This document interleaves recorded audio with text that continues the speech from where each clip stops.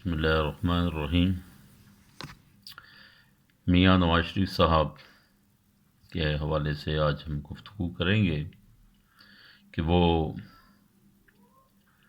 21 اکتوبر کو مینار پاکستان میں جس انداز سے جس پروٹوکولز کے ساتھ آئے،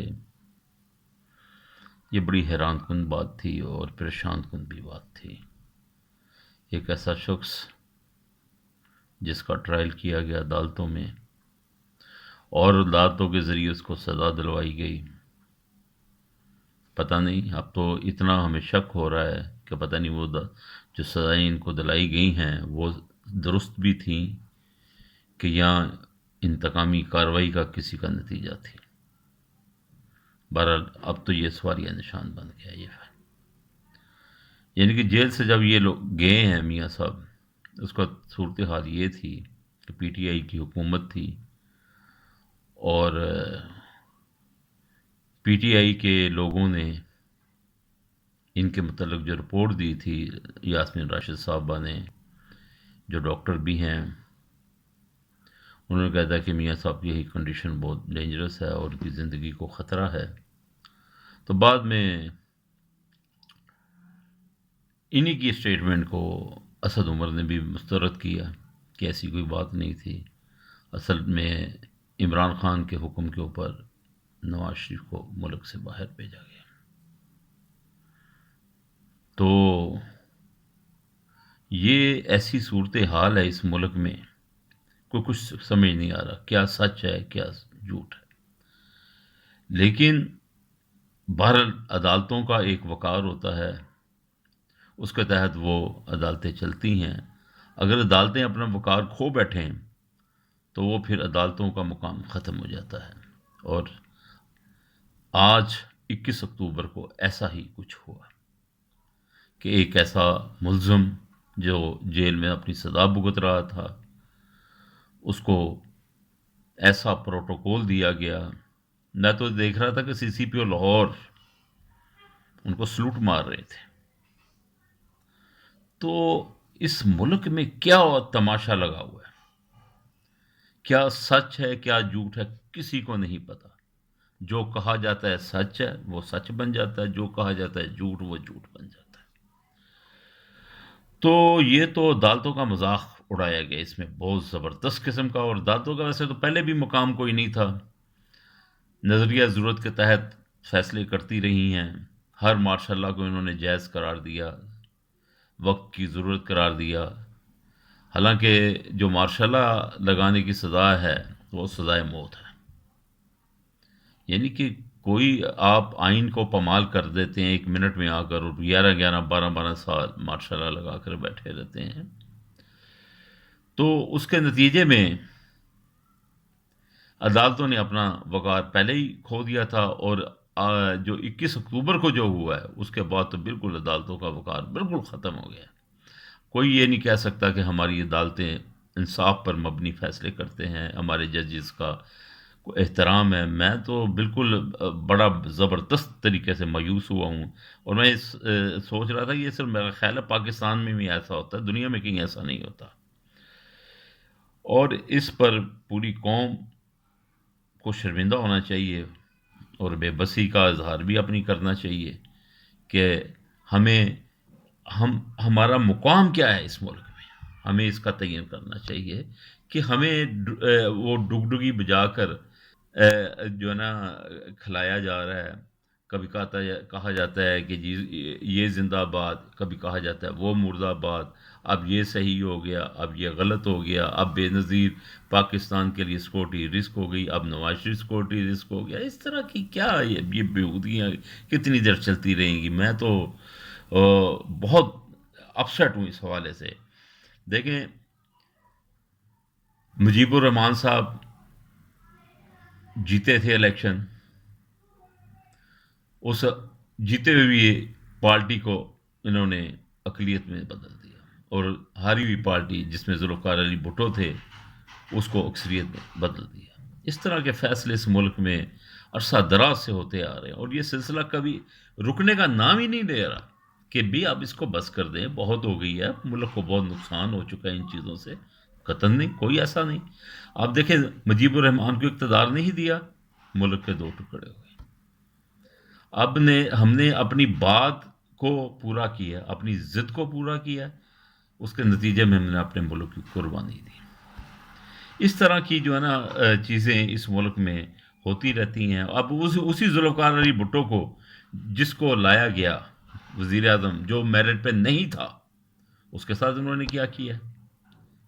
بعد میں اسی ذوالفقار علی بھٹو کو پھانسی بھی انہوں نے دی ہے.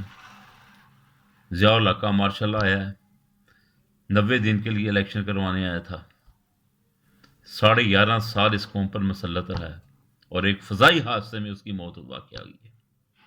ادروائز تو پھر بھی چھوڑنے کے لیے تیار نہیں تھا.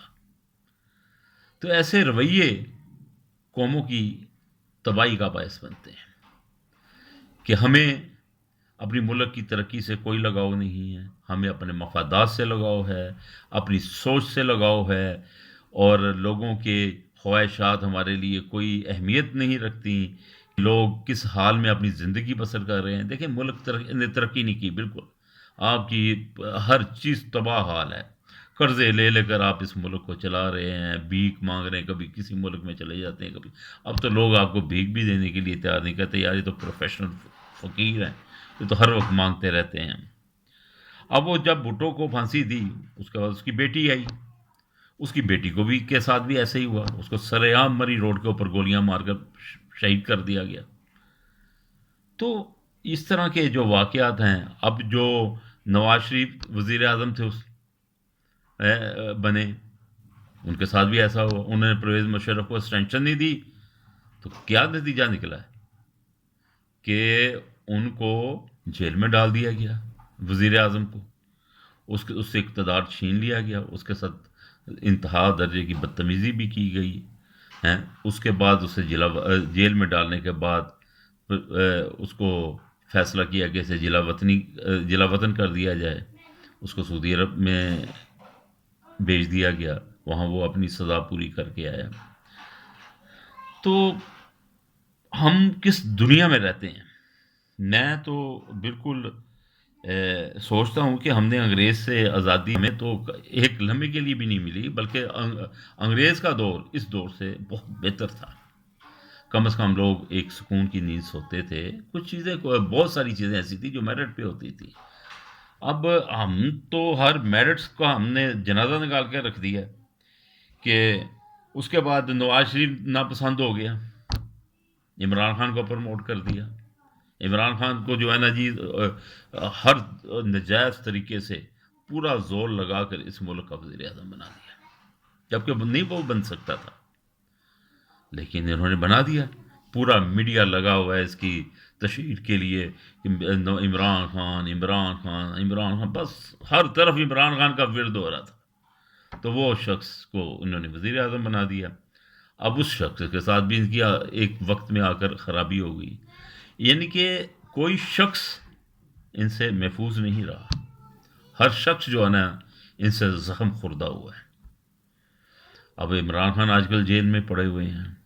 اب وہی جو مجرم تھا وہ ہیرو بن کر مینار پاکستان پہ نمودار ہوا، اور پوری انتظامیہ نے اس کو اکاموڈیٹ کیا اور اس کو اچھے طریقے سے ویلکم کیا.